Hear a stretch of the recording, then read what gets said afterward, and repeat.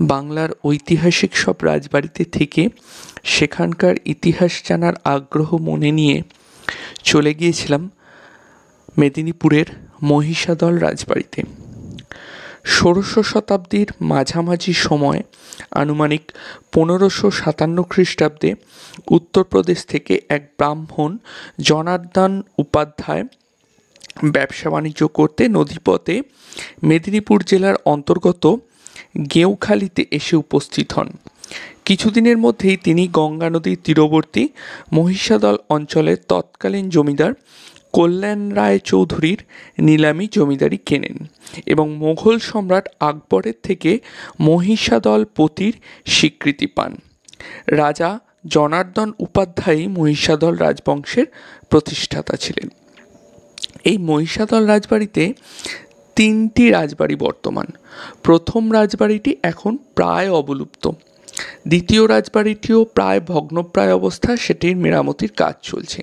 আর এই তৃতীয় রাজবাড়িটি হচ্ছে ফুলবাগ রাজবাড়ি, যেটিতে আমরা ছিলাম। এখানকার ডাইনিং হলটি দেখার মতো। 14টি সিটযুক্ত এই ডাইনিং হলটিতে গেলে মনে হবে সত্যিই আমরা রাজার বাড়িতে এসেছি। কাঁসার থালা বাটি সমস্ত সহযোগে অসাধারণ খাবার পরিবেশন, তার মধ্যে লুচি, বেগুন ভাজা, ভাত, ডাল, শুক্তো, তিলবাটা, বেগুনি কি নেই। আর সবচেয়ে আশ্চর্যের বিষয় এবং সবচেয়ে উল্লেখযোগ্য বিষয় সেটি হচ্ছে গয়নাবড়ি। এখানকার স্পেশাল মেনু গয়নাবড়ি। মেদিনীপুরের গয়নাবড়ি যেমন সুন্দর খেতে, তার তেমন সুন্দর পাহাড়। আমরা শুধুমাত্র খেয়েছিলাম তা নয়, আমরা এই মহিষাদল থেকে গয়নাবড়ি কালেক্ট করে সেগুলো নিয়েও এসেছিলাম। এই রাজবাড়ির মধ্যে যে ফুলবাগ রাজবাড়িটাতে যেটি আমরা ছিলাম, তার ভিতরে কিছু অ্যান্টিক রুম আছে। আমরা তার বাইরে আউট হাউসে 2টি রুম আছে, প্রীতিময়ী এবং দীপ্তিময়ী। এর মধ্যে প্রীতিময়ী রুমটি আমরা নিয়েছিলাম আমাদের থাকার জন্য। দুপুরবেলা আমরা পৌঁছেছিলাম 2:10 নাগাদ। তারপর আমরা সেখানে ওয়েলকাম ড্রিঙ্কস সহ আমাদের অভ্যর্থনা জানানো হয় রাজবাড়িতে। তারপর সমস্ত চেক ইন প্রসিডিওর কমপ্লিট করে আমরা রুমে চলে যাই। রুমে ফ্রেশ হয়ে আমরা চলে যাই লাঞ্চ করতে।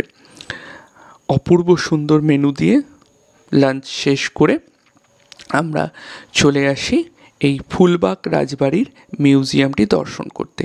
এই ফুলবাগ রাজবাড়ি ওয়েল মেনটেন্ড এবং খুব সুন্দর অবস্থায় দেখতে পাওয়া যায়। এর ভিতরের মিউজিয়ামটি দেখার মতো।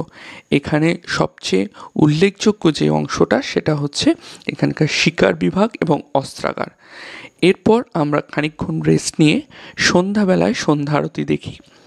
সন্ধ্যা আরতি দেখার পর পূর্ণিমার চাঁদের আলোয় রাজবাড়ির শোভা মন মুগ্ধ করে দেয়।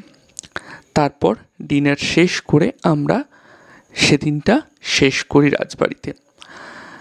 রাজবাড়িতে রাত্রে সুন্দর ঘুমিয়ে সকালবেলা পাখির কলতানে ঘুম ভেঙে উঠে রাজবাড়ির চারপাশটা ঘুরে নিই এবং এই সুন্দর গাছের সারির মাঝে পাখির কলতান শুনতে শুনতে এগিয়ে যাই সামনের দিকে এবং সামনের দিকে এগিয়েই দেখতে পাই সেই ভগ্ন রাজবাড়ির অংশ।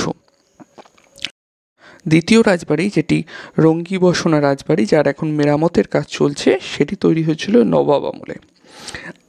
আর তৃতীয়টি, যেটি ফুলবাগ রাজবাড়ি, যেখানে এখন বর্তমানে মিউজিয়াম আছে, সেটি তৈরি করেছিলেন রাজা সতীপ্রসাদ গর্গ বাহাদুর। তিনি নিজস্ব পরিকল্পনায় ইংরেজ আমলে তৈরি করেছিলেন এই রাজবাড়িটি। এছাড়াও সতীপ্রসাদ গর্গ বাহাদুর তিনি আরেকটি রাজবাটি বা যেটাকে লালকুটি বলা হয় সেটি তৈরি করেছিলেন। সেটির নাম হচ্ছে জলবাড়ি। অ্যাকচুয়ালি পুষ্করিণী আছে, পুষ্করিণীর পাশেই সংলগ্ন এই রাজবাড়িটি। এই রাজবাড়িটি গ্রীষ্মকালীন থাকার বাস ছিল রাজাদের, কারণ এর নিচে জল ছিল। তো যাতে গ্রীষ্মকালে রাজবাড়িটা ঠান্ডা থাকে সেই জন্য এই লালকুটি বা জলবাড়ির নির্মাণ করা হয়েছে। এই জলবাড়ি এখন প্রায় ধ্বংসপ্রায় অবস্থা। এটিরও পুনর্নির্মাণ হবে পরবর্তীতে, আমরা যা শুনতে পেয়েছি ওখানে। এবং এর ঠিক পাশেই আছে রাজাদের রাজপরিবারের যে মন্দির, সেই মন্দির। এছাড়াও এদের একটি রাধা গোবিন্দ মন্দির আছে এবং জগন্নাথ মন্দির একসাথে আরেকটি মন্দির আছে, সেটি পুরনো রাজবাড়ির দিকে। আর এই বর্তমান যে রাজবাড়ির যে অংশটিতে আমরা থেকেছিলাম, মানে যেখানে এখন ট্যুরিস্টদের থাকার ব্যবস্থা করা আছে, তার সংলগ্ন এই জলবাড়ি এবং তার পাশেই আছে মন্দির। রাজবাড়ির এই মন্দিরে নিত্য পুজো হয় কুলদেবী দেবী দুর্গার এবং রাধা গোবিন্দের। পরদিন সকালবেলা পুষ্করিণী এবং রাজবাড়ির ছাদে গিয়ে সেখান থেকে কিছু বার্ড আই ভিউ নিয়ে রাজবাড়ির চারপাশে অপূর্ব শোভায় নিজেকে মুগ্ধ করে রাজবাড়িকে বিদায় জানিয়ে বেরিয়ে পড়েছিলাম পরবর্তী ডেস্টিনেশন মন্দারমণির উদ্দেশ্যে। ধন্যবাদ, দেখা হবে পরবর্তী ভিডিওতে।